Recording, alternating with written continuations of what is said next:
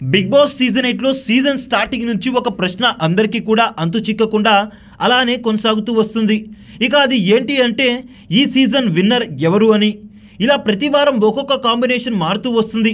కానీ ఒక ఇంటి సభ్యుడు మాత్రం చాలా స్పెషల్ అని చెప్పవచ్చు. ఈ విషయంలో ప్రతి వారం విన్నింగ్ కాంబినేషన్స్ మారుతున్నాయి, కానీ ఆ కాంబినేషన్లో ఒక వ్యక్తి మాత్రం మారటం లేదు.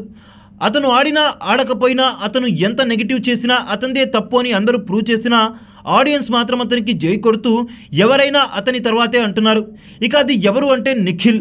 సీజన్ స్టార్టింగ్లో శక్తి క్లాన్ కోసం ఆడేటప్పుడు ఆకలిని కూడా లెక్క చేయకుండా అలాగనే కొనసాగాడులే, కానీ ఎక్కడా కూడా తను నమ్ముకున్న విలువల్ని తాకట్టు పెట్టలేదు, దొంగతనం కూడా చేయలేదు. ఇక అక్కడ మొదలైన నిఖిల్పై ప్రేమ అలా గుండెల్లో పేరుకుపోయి గుడి కూడా కట్టేసుకుంది ఆడియన్స్కి. ఇలా ప్రతి వారం కాంబినేషన్ అయితే మారుతుంది, కానీ కాంబినేషన్లో మాత్రం కాంపిటీటర్ మారటం లేదు. మొదట్లో నిఖిల్ వర్సెస్ ప్రేరణ అన్నారు, తర్వాత నిఖిల్ వర్సెస్ విష్ణుప్రియ అన్నారు, తర్వాత నిఖిల్ వర్సెస్ నబీల్ అన్నారు. ఇక వైల్డ్ కార్డ్స్ వచ్చిన తర్వాత నిఖిల్ వర్సెస్ మెహబూబ్ అన్నారు. ఇక 3 వారాల నుంచి నిఖిల్ వర్సెస్ గౌతమ్ అంటున్నారు. అయితే ఇక్కడ మీరు అండర్లైన్ చేసి హైలైట్ చేసుకోవాల్సిన పాయింట్ ఏంటి అంటే కప్పు రేసులో ప్రత్యర్థులు మారుతున్నారే, కానీ ప్రతిసారి నిఖిల్ మాత్రం కంటిన్యూస్గా కన్సిస్టెంట్గా కప్పు రేసులో కొనసాగుతూనే ఉన్నాడు. ఇక నిఖిల్ వాలకం చూస్తుంటే బిగ్ బాస్ హౌస్లో నాకు నాతోనే పోటీ తప్ప వేరే వాళ్ళతో పోటీ లేదన్నట్టుగా తనకంటూ ఒక స్థాయిని పరపతిని సాధించుకున్నాడు తన ఆటతో. ఒక్క నిఖిల్తో తలపడి గెలవడానికి హౌస్ మొత్తం ఏకమైనా గెలవలేకపోతున్నారు. నిఖిల్ని ఓడించాలంటే ఒకటి వెన్నుపోటైనా పడవాలి, బాహుబలి సినిమాలో కట్టప్పలాగా, లేదా నిఖిలే కావాలని త్యాగం చేసి ఉండాలి. అలా ఆడుతున్నాడు నిఖిల్. ఇలా ఎవరికి తోచినట్టు వాళ్ళు కాకి లెక్కలు కాకమ్మ కబుర్లు చెప్తూనే వస్తున్నారు. అతనే విన్నర్, ఇతనే విన్నర్ అంటూ. కానీ అసలు సిసలైన విన్నర్ నిఖిల్ రూపంలోనే బిగ్ బాస్ హౌస్లో తిరుగుతున్నాడు చూడండి. వీళ్ళలో ఎవరికి ఎప్పుడు పోల్ పెట్టినా కానీ నిఖిల్ వాళ్ళందరికన్నా 10-12% ఓట్ల ఆధిక్యత ఉంటున్నాడు పోల్స్లో. నిఖిల్ ఇది ఒక్క రోజులో నిర్మించుకున్న సామ్రాజ్యం కాదు, నిర్మించుకున్న ఫ్యాన్ బేస్ కూడా కాదు, ఎంతో కష్టపడి సాధించుకున్నది.